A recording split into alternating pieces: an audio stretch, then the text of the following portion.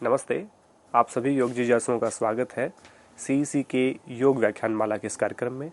आज हम बात करेंगे व्यक्तिगत उत्कर्ष में योग का महत्व क्या है और योग के किन अंगों द्वारा हम अपना व्यक्तिगत उत्कर्ष यानी कि व्यक्तिगत उन्नति, व्यक्तिगत तरक्की या हम कहें इंडिविजुअल ग्रोथ कर सकते हैं, उन बिंदुओं पे हम विचार करेंगे। तो हम सबसे पहले जानते हैं अनुशासन व चित्त प्रसादन का जो महत्व है व्यक्तिगत उत्कर्ष के संदर्भ में, इन दोनों का क्या महत्व है। तो सबसे पहले हम व्यक्तिगत उत्कर्ष में अनुशासन के महत्व को जानेंगे। अनुशासन के विषय में योग दर्शन में जो सूत्र प्रयोग हुआ है वो हुआ है अथ योगानुशासनम। माने योग की जो उत्पत्ति है, योग का जो आधार है वो है योग दर्शन से। अब योग दर्शन योग का सबसे पहला ऐसा व्यवस्थित ग्रंथ है जिसमें सारी योग की चीजें बताई गई हैं। उसका पहला ही सूत्र है अथ योगानुशासनम। अथ योगानुशासनम का अर्थ क्या है? अथ माने अब, योग माने समाधि की प्राप्ति के लिए अनुशासन। जिस अनुशासन की आवश्यकता है उस अनुशासन के बारे में, उस अनुशासन को बताने वाला जो ग्रंथ है उसको शुरू कर रहे हैं, उसको प्रारंभ कर रहे हैं। या तो आप इसको ऐसे समझ सकते हैं कि अब अनुशासन के ऊपर आधारित ग्रंथ का प्रतिपादन किया जा रहा है, जो योग की प्राप्ति के लिए जो अनुशासन हमें चाहिए। या आप कह सकते हैं योग प्राप्ति के लिए जिस अनुशासन की आवश्यकता, पूरे योग प्राप्ति के लिए, समाधि की प्राप्ति के लिए हमें अनुशासित होना पड़ेगा और अनुशासित होकर के अब जो आगे जो बताया जा रहा है ग्रंथ में उसका हमें पालन करना है। कोई भी व्यक्तिगत उन्नति हो या समाज की उन्नति हो बिना अनुशासन के नहीं हो सकती। और व्यक्तिगत उन्नति के लिए अनुशासन कितना इंपॉर्टेंट है, अब अनुशासन से आप समझ लीजिए। कोई व्यक्ति ड्राइव कर रहा है, उसके लिए क्या अनुशासन है कि वो यदि कार में ड्राइव कर रहा है तो सीट बेल्ट लगा के काम करे, बाइक पे जा रहा तो हेलमेट पहने। ये क्या है? ये उसका अनुशासन है। अब कहें कि हम यहाँ पे विडंबना क्या है कि चीजों की गहराई में नहीं जाते, उसको उसका अर्थ समझने का प्रयास नहीं करते। हेलमेट पहनना हम ये मानते हैं कि चालान से बचाता है। सीट बेल्ट लगाने का मतलब है कि हम अब पुलिस वाला हमारा चालान नहीं काटेगा, ट्रैफिक पुलिस। रेड लाइट का मतलब ये है कि अब हमें रुकना है, दूसरे को जाना है। ये किस लिए बनाया गया? ताकि एक बार दूसरा व्यक्ति जाए, चौक आ गया तो एक बार उसको जाने का मौका मिले, एक बार उसको जाने का मौका मिले, ताकि एक दूसरे से टकराव ना हो और आपका जाम की जो है स्थिति ना बने। इसलिए आपको रोका गया है और उस चौराहे पे रोकने का कोई दूसरा कारण नहीं है। लेकिन यदि पुलिस वाले खड़े होते हैं तो हम रुकते हैं। या आजकल सीसीटीवी कैमरे लगे हैं तो सीसीटीवी कैमरा देख रहा है तो हम रुक जाते हैं। सीसीटीवी कैमरा नहीं है, पुलिस का कोई व्यक्ति नहीं है तो हम बेधड़क चले जाते हैं। जबकि वो इसलिए बनाया गया कि यदि आप रुके हैं और दूसरे व्यक्ति की ग्रीन लाइट है तो वो व्यक्ति अपनी स्पीड से आ रहा होगा तो वो आपसे टकराएगा नहीं। ऐसा ही सीट बेल्ट और हेलमेट है कि आपकी व्यक्तिगत सुरक्षा के लिए वो चीजें हैं कि कोई दुर्घटना होती है तो आपको कम चोट लगेगी, आप इंजर्ड कम होंगे, इसलिए हेलमेट का और आपकी सीट बेल्ट का प्रयोजन दिया गया है। लेकिन हम समझते हैं कि ये चालान से बचाने के लिए होता है। तो यदि जब तक हम इनको चालान से बचाने का माध्यम समझते रहेंगे या पुलिस से बचने का माध्यम समझते रहेंगे तब तक उन्नति नहीं हो सकती। व्यक्तिगत उन्नति के लिए अनुशासन को समझना पड़ेगा। अनुशासन के विषय में एक भ्रांति और भी है। अनुशासन का मतलब है कि किसी व्यक्ति को टाइट रखना या किसी व्यक्ति को बांध करके रखना या किसी चीज में को मजबूर कर देना किसी काम के लिए। अनुशासन कभी मजबूरी नहीं होती। अनुशासन हमेशा व्यक्तिगत और सामाजिक उन्नति का एक आधार होता है। अनुशासन में चलेंगे तो सारी चीजें सही रहेंगी। अब कोई व्यक्ति चल रहा है रोड पे और रोड ठीक नहीं है और आगे लिखा है कि आगे रोड खराब है, कृपया गाड़ी धीरे चलाएं, और आप आगे उबड़ खाबड़ रोड है लेकिन आप पूरी स्पीड से जा रहे हैं 100 की स्पीड से, तो क्या होगा? आपकी गाड़ी पलटने के चांसेस होंगे। आगे कहा गया आगे तीव्र मोड़ है, कृपया गाड़ी धीमी रखें। तो ये क्या है? आपने यदि गाड़ी धीमी की तो आपने अनुशासन का पालन किया। अनुशासन का पालन किया, धीमी की तो उस मोड़ पे आप आपने जो मोड़ बना था उस मोड़ पे आप आसानी से गाड़ी को टर्न कर ले गए। और लेकिन 100 की स्पीड में आ रहे हो और एकदम से रोड टर्न ले रहा है तो आप उस 100 की स्पीड को वहां पे मेंटेन नहीं कर पाओगे और आप रोड से दूसरी तरफ चले जाएंगे या किसी और साधन में आपकी टक्कर हो जाएगी। तो यदि आपने वहां पे गति कम करी या कहा कि आगे स्पीड ब्रेकर है, गति सीमा कम करें, तो गति सीमा कम करेंगे तो गाड़ी ब्रेकर से आराम से जाएगी, अदरवाइज गाड़ी ब्रेकर को के ऊपर से उछलते हुए जाएगी, तो दुर्घटना होने की संभावना रहेगी। अब आगे कहेंगे आगे भीड़ भाड़ का इलाका है या बाजार आ गया है आगे, या कोई शहर आ गया है या गांव है या स्कूल है आगे, तो गाड़ी की गति कम करें। तो स्कूल है तो बच्चे होंगे वहाँ, शहर है बाजार है तो लोग होंगे वहाँ, खरीदारी कर रहे होंगे, पैदल घूम रहे होंगे। तो ये हाईवे तो है नहीं कि आप 100 की स्पीड से आए, लेकिन आप कहें नहीं मैं तो 100 की स्पीड से जाऊंगा। तो ये बाध्यता नहीं है, ये मजबूरी नहीं है, ये आपको बांध के रखने की बात नहीं है, ये आपके और समाज के हित के लिए, आपके और समाज के प्रोग्रेस के लिए, आप और समाज की उन्नति के लिए किया जाने वाला काम है। तो इसलिए अनुशासन को हमें ठीक से समझना पड़ेगा। अनुशासन की परिभाषा हम गलत लेकर के चल रहे हैं, अनुशासन को हम बाध्यता लेकर के चल रहे हैं, जबकि बाध्यता नहीं है। अनुशासन तो व्यक्तिगत उन्नति का आधार है, समाज की उन्नति का आधार है। इसलिए अनुशासन वो है जो आपको सही मार्ग पे, सही टाइम पे, सही दिशा में आपको प्रेरित करता है। अब जगह जगह लिखा होता है कि फला डेस्टिनेशन इतना किलोमीटर है, फला डेस्टिनेशन इतना किलोमीटर है, और उसको फॉलो करते हम चलते रहते हैं, तो हम डेस्टिनेशन पे पहुंच जाते हैं। और कहीं नहीं, मेरा तो मन करेगा तो मैं लेफ्ट मुड़ूंगा, मन करेगा तो मैं राइट मुड़ूंगा, मन करेगा तो मैं सीधा जाऊंगा, या मन करेगा तो मैं यू टर्न लेके आऊंगा। तो क्या आप कभी अपने गंतव्य स्थान पे पहुंच सकते हैं? नहीं पहुंचेंगे। उसके लिए अनुशासन का पालन करना पड़ेगा। तो ये अनुशासन है हमें उन्नति और तरक्की की तरफ लेकर के जाने की पहली सीढ़ी। बिना अनुशासन के कोई भी व्यक्ति किसी भी फील्ड में सफलता प्राप्त नहीं कर सकता। तो व्यक्तिगत उत्कर्ष की बात छोड़ दीजिए, आप तो एक तो होता प्रोग्रेस, एक होता प्रमोशन, एक होता डिमोशन। यदि अनुशासन का पालन नहीं किया तो डिमोशन होगा, प्रमोशन नहीं होगा। और व्यक्तिगत उत्कर्ष का मतलब है प्रमोशन, उन्नति, तरक्की, आपको आगे बढ़ने के लिए प्रेरित करने वाली चीजें। तो योग का पहला सूत्र ही आपकी व्यक्तिगत उन्नति और समाज की उन्नति का आधार है, उसकी नींव यहाँ रखी गई है। उसके बाद ही बाकी के 194 सूत्रों की बात की गई।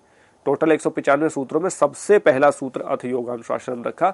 इसलिए योग का व्यक्तिगत उत्कर्ष में, सामाजिक उत्कर्ष में, या हम कहें आपका मानसिक उत्कर्ष में, या हम कहें आध्यात्मिक उत्कर्ष में सबसे बड़ा योगदान है योग का। इसलिए हम सब चीजों पे बात करें, सब बिंदुओं पे बात करें। तो अथ योगानुशासन माने अनुशासन आपको आगे बढ़ाता है। अनुशासन कभी भी आपको पीछे नहीं धकेलता है। अनुशासन कभी भी आपको की ग्रोथ को बांधता नहीं है, रोकता नहीं है, बाधक तत्व नहीं है, साधक तत्व है। ये आप मान करके चले। अब हम जानेंगे चित्त प्रसादन के उपाय के द्वारा व्यक्तिगत उत्कर्ष किस प्रकार से हो सकता है। व्यक्तिगत उत्कर्ष में चित्त प्रसादन के उपायों का क्या महत्व है। तो हम स्लाइड के माध्यम से सूत्र को देख पा रहे हैं। जो हमारा चित्त प्रसादन के उपाय का जो सूत्र है वो है मैत्री करुणा मुदित उपेक्षाणाम सुख दुख पुण्य पुण्य भावनात चित्त प्रसादनम। माने मैत्री, करुणा, मुदिता और उपेक्षा, ये 4 प्रकार की भावनाएं कही हैं। और ये 4 प्रकार की भावनाएं कहाँ कहाँ करनी है? सुखी व्यक्ति के प्रति, दुखी व्यक्ति के प्रति, पुण्य यानी कि अच्छे काम करने वाले व्यक्ति के प्रति, और अपुण्य यानी कि बुरे काम करने वाले व्यक्ति के प्रति। यदि हम मैत्री, करुणा, मुदिता, उपेक्षा की भावना करेंगे तो हमारा चित्त प्रसन्न होगा और व्यक्तिगत उन्नति होगी। व्यक्तिगत उन्नति के लिए चित्त प्रसादन इसलिए इंपॉर्टेंट है, हम सुखी रहना चाहते हैं। सुखी रहना उन्नति है या दुखी रहना उन्नति है? सुखी रहना निश्चित रूप से उन्नति होगी। तो मैत्री किसके प्रति कहा? सुखी व्यक्तियों के प्रति मित्रता हमें करनी है। तो जो व्यक्ति सुखी हैं तो हम उनसे जान पाएंगे कि आप कैसे सुखी हैं, आपके सुख के पीछे क्या आधार है, आपको ये सुख जो है ये कैसे प्राप्त हुआ, आप किस प्रकार से सिचुएशंस को हैंडल करते हैं। क्योंकि ऐसा तो नहीं कि सुखी व्यक्ति के जीवन में सुख दुख, मान अपमान, जय पराजय, लाभ हानि, ये अनुकूल प्रतिकूल अवस्थाएं ना आती हों।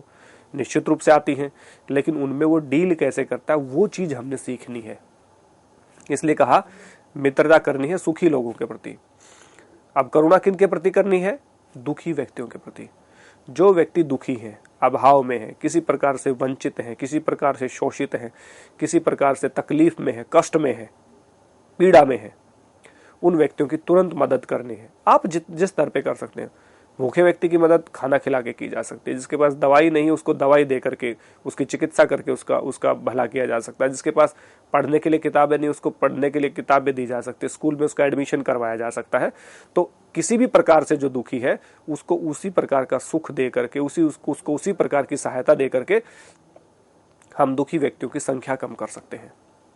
और व्यक्ति समाज में कोई दुखी नहीं होगा तो सब सुखी होंगे, और सुखी तो एक दूसरे की मदद करेंगे ही करेंगे।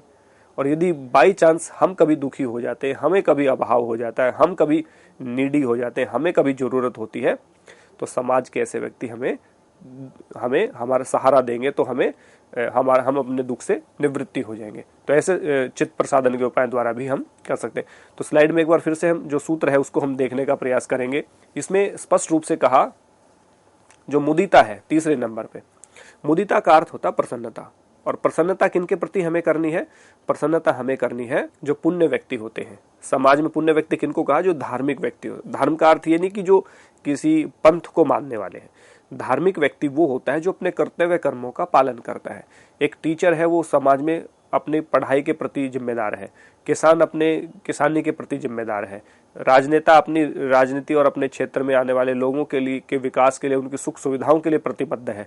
इसी प्रकार जो प्रशासन है, पुलिस है, सब व्यक्ति अपने अपने क्षेत्र में अपने अपने काम को जिम्मेदारी के साथ जो करते हैं वो पुण्य आत्मा है। तो पुण्यात्मा का अर्थ ये नहीं कि कोई धार्मिक व्यक्ति को हम पुण्य कह रहे हैं, किसी पुजारी को हम कह रहे हैं, किसी और व्यक्ति को हम कह रहे हैं, ऐसा हम नहीं कह रहे। यहाँ पे पुण्य व्यक्ति का मतलब है जो अपने कर्तव्य कर्मों का ठीक तरह से पालन करता, निर्वहन करता है वो व्यक्ति। तो उसको देखते ही प्रसन्न होना है। ऐसे व्यक्तियों को जब समाज में इज्जत मिलती है, उनको देख करके लोग प्रसन्न होते हैं, तो ऐसे व्यक्तियों की संख्या निरंतर बढ़ती है और उसको लगता है कि मैं जीवन में सही काम कर रहा हूँ, लोग मुझे देख करके खुश हैं, लोग मुझे देख करके प्रसन्न होते हैं, और वो प्रसन्नता उसको और भी अच्छे काम करने के लिए प्रेरित करती है। तो करुणा जब हमने की तो दुखी व्यक्ति समाप्त हो गए, मित्रता हमने की तो हम भी सुखी हो गए, तो सुख बढ़ गया, यहाँ पुण्य व्यक्ति बढ़ गए। पुण्य व्यक्तियों के प्रति प्रसन्नता करेंगे तो पुण्य व्यक्तियों की संख्या बढ़ेगी, अच्छे व्यक्तियों की संख्या बढ़ेगी। और अंत में कहा, जो अपुण्य व्यक्ति हैं, जो दुष्ट व्यक्ति हैं, पापी व्यक्ति हैं, क्रिमिनल व्यक्ति हैं, उनके प्रति हमें क्या करना है? हमें उपेक्षा का भाव करना है, इग्नोरेंस करनी है। कभी भी क्रिमिनल के साथ हमें मित्रता नहीं करनी है और ना ही उसके साथ कभी हमने वैर भाव करना है। मित्रता करेंगे तो उसके सहयोग देने में, साथ रहने में हमें बहुत सारे नुकसान हो सकते हैं और हमें उसका दुख भुगतना पड़ सकता है, पुलिस का सामना करना पड़ सकता है, इन्वेस्टिगेशन का सामना करना पड़ सकता है, क्योंकि दुष्ट व्यक्ति, पापी व्यक्ति तो क्राइम करेगा कहीं ना कहीं, आज नहीं तो कल करेगा, तो हमें उसका जवाब देना पड़ेगा। और यदि हम देखेंगे कि पापी व्यक्ति के साथ हमारी दोस्ती है और हम बैठे हैं कहीं पे और उसने कहीं पहले कहीं किसी के साथ कोई उसका झगड़ा हुआ है और वो व्यक्ति उससे बदला लेने के लिए आ गए और आप 4 लोग बैठे हैं और एक क्रिमिनल बैठा है और आप उसके साथ बैठे हैं, तो अंधाधुंध वो उसके ऊपर प्रहार करते हैं, फायरिंग करते हैं, तो उसमें आपके इंजर्ड होने की भी संभावना रहती है, आपको भी तकलीफ होती है। यदि आपका मित्र है और आप उसको कोई पीटने के लिए आया है, उसको हर्ट करने के लिए कोई आया है, मारने के लिए कोई आया है, तो आप भागेंगे तो कायर कहलाएंगे, रुकेंगे तो आपके ऊपर भी हमला होगा। तो इसलिए हमेशा दुष्ट व्यक्ति से ना दोस्ती करनी है ना दुश्मनी।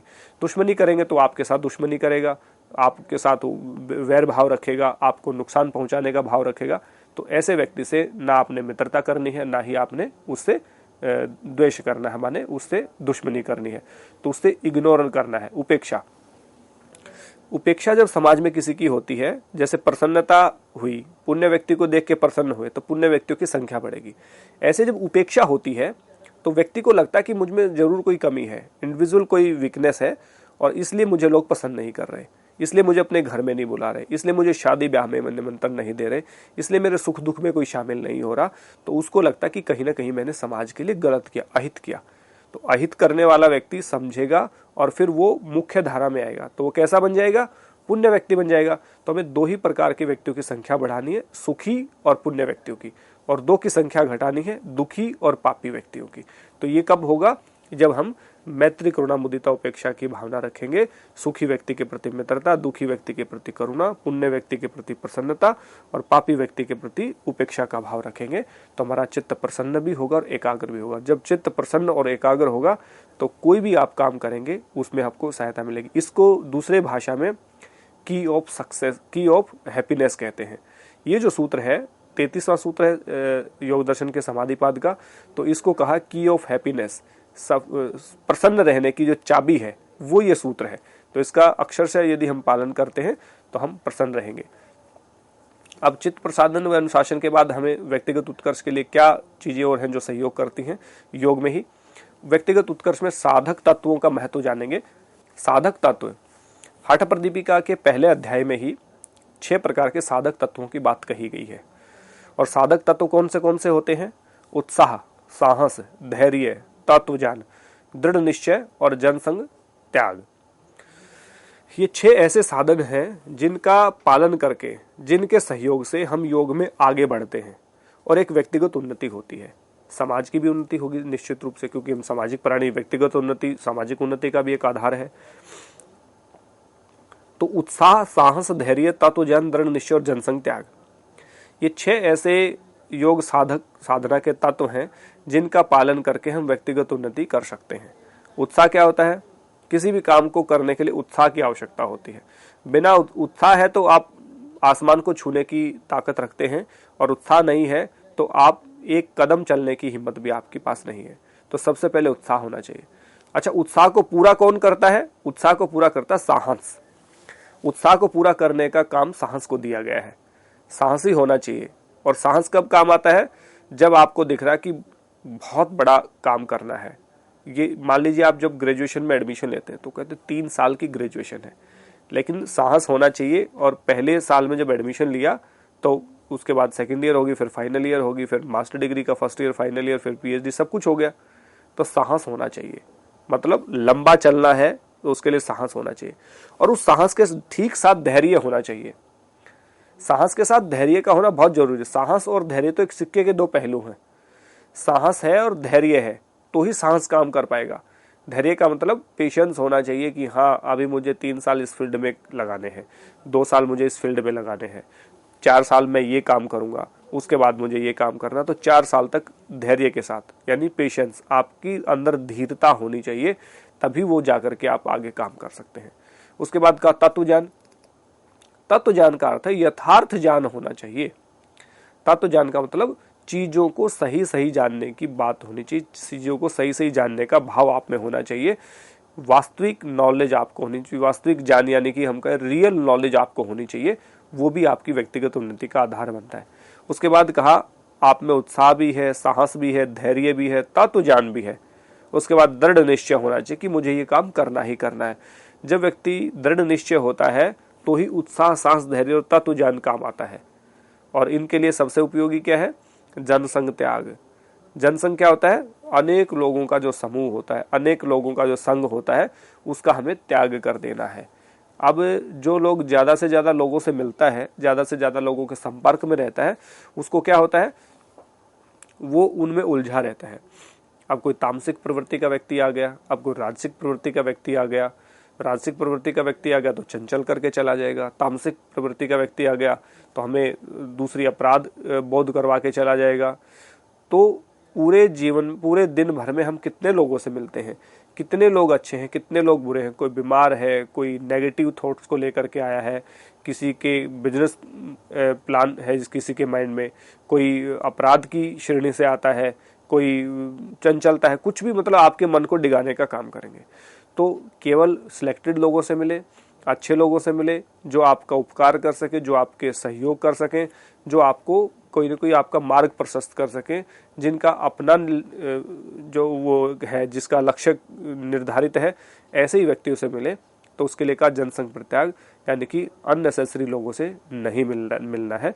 ये भी आपके 6 के जो 6 तत्व हैं, ये आपके व्यक्तिगत उन्नति का आधार है। व्यक्तिगत उत्कर्ष में ये साधक यानी कि सहयोगी हैं, यानी कि हेल्पिंग वर्ब का काम करते हैं 6 के 6 तत्व। इनका हमें पालन करना चाहिए। इसके बाद हमें और क्या है व्यक्तिगत उत्कर्ष में योग के अन्य सहायक अंग, वो हम जान लेते हैं।